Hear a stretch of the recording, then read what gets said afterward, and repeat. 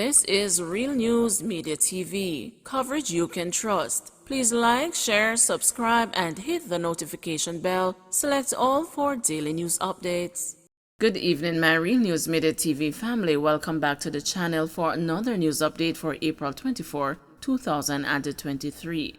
And in the news this evening, St. James Police list the wanted men. Detectives assigned to the St. James Police Division have listed 7 individuals as wanted for a number of crimes committed across the parish.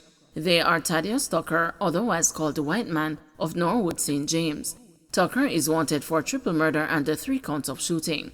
Lorenzo Walters, otherwise called the Larry, of Johns Hall, St. James. Walters is wanted for double murder and wounding with intent. Keston Bertrand, otherwise called the Cass. Bertrand is wanted for murder. Chanel Luton of Farm Heights, St. James. Luton is wanted for 2 counts of murder, illegal possession of firearm and ammunition, and escaping lawful custody. Kenroy Roach, otherwise called the Tika, of Hampton District, St. James. He is wanted for murder. Siroyan Brown, otherwise called the Spider, of Catherine Hall, St. James. He is of dark complexion and is about 165 centimeters or 5 feet 5 inches tall. He is wanted for murder. Marshall Dillion, otherwise called Rasta, of Norwood in St. James. He is of brown complexion, about 183 centimeters or 6 feet tall, and sports a dreadlock hairstyle. He is wanted for murder. Anyone with information that can assist in the investigations is being asked to contact the Montego Bay Police at 876-953-6191, Crime Stop at 311, the NIB tip line at 811, the Police 119 number, or the nearest police station. Individuals are also being reminded that it is a crime to harbor a fugitive. 3 cops in Vanessa Kirkland killing freed on appeal. 3 police constables convicted in the 2012 shooting death of 16-year-old student Vanessa Kirkland were acquitted in the Court of Appeal on Monday. The cops, Constables Adrian Smith, Dervin Hales, and Anna K. Bailey, had their 2019 convictions quashed after a number of errors by the Supreme Court trial judge were cited.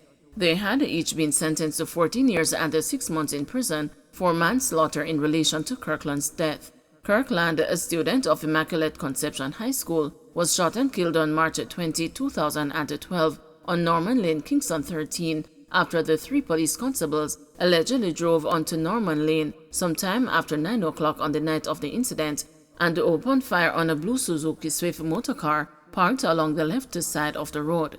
6 other people were reportedly shot and injured in the incident. The defense team, which included attorneys Peter Champagny, who represented the 2 male accused, and Oswest Senior Smith, who represented the female, argued that the defendants were acting in self-defense when they fired on the car. Davis White defends a work of Farm Work Investigation Task Force.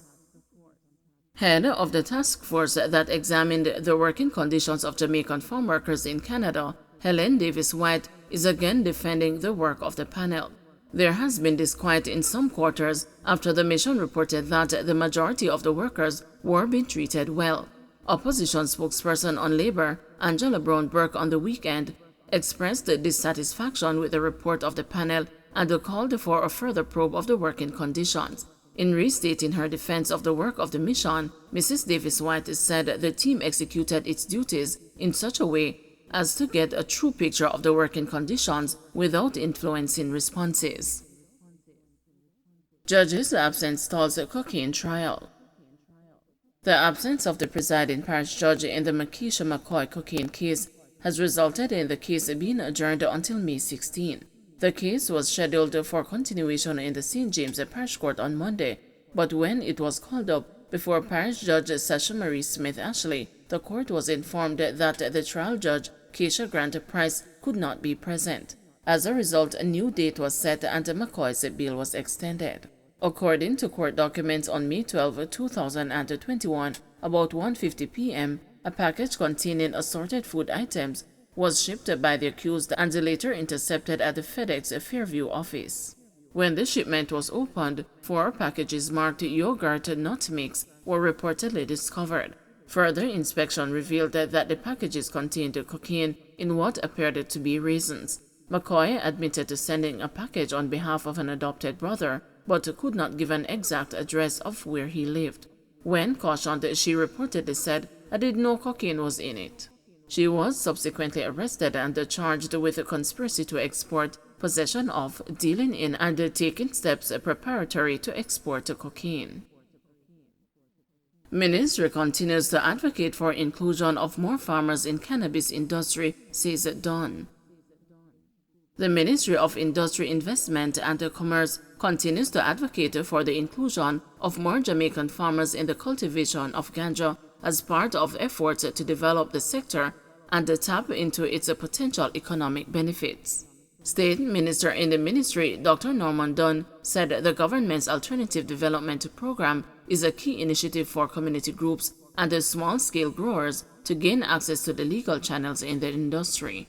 The ADP is a community-centered approach in which participating communities will be allowed to cultivate up to 10 acres of land and will be required to sell all their outputs from the program to a licensed downstream buyer or authorized permit holders of the Cannabis Licensing Authority, Dr. Dunn explained. He was addressing an event hosted by Jacana at Island Village in Uteria, St. Anne on Thursday, April 20, in recognition of International Cannabis Day.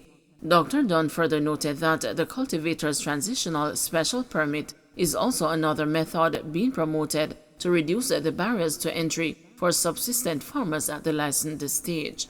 He outlined that the permit's regulatory framework is less rigid and will allow farmers a period to operate in the industry while building capacity and accumulating the financial resources necessary to make the application to the CLA for a full cannabis license. Dr. Dunn said that permit holders will utilize the mother farm concept to cultivate the crop and to sell it back to mother farms operated by licensees. Recently, the ministry hosted a meeting of several stakeholders within the licensed regime to confer on matters relating to the industry and the charter sustainable development of this important industry, the state minister pointed out. We in the Ministry of Industry, Investment and Commerce continue to meet and engage stakeholders across Jamaica from within the various communities in academia, medical research, businesses and across government that will advance Jamaica's distinctive cannabis industry, he added.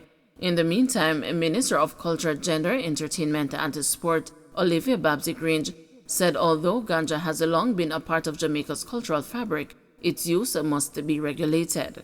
She pointed out that it is through these advanced processes that the negative reputation of the substance will be liberated to become the foundation of a new Jamaican industry with potential to make a major contribution to the national budget. Grange argued that the increased scientific knowledge from cannabis ensures that the growing conditions and the products sold by licensed growers are done under safe and legal circumstances and are dispensed under the condition of the amendment to the Dangerous Drugs Act passed in 2015. Don't forget to like, share, subscribe, and hit the notification bell. Select all for daily news updates.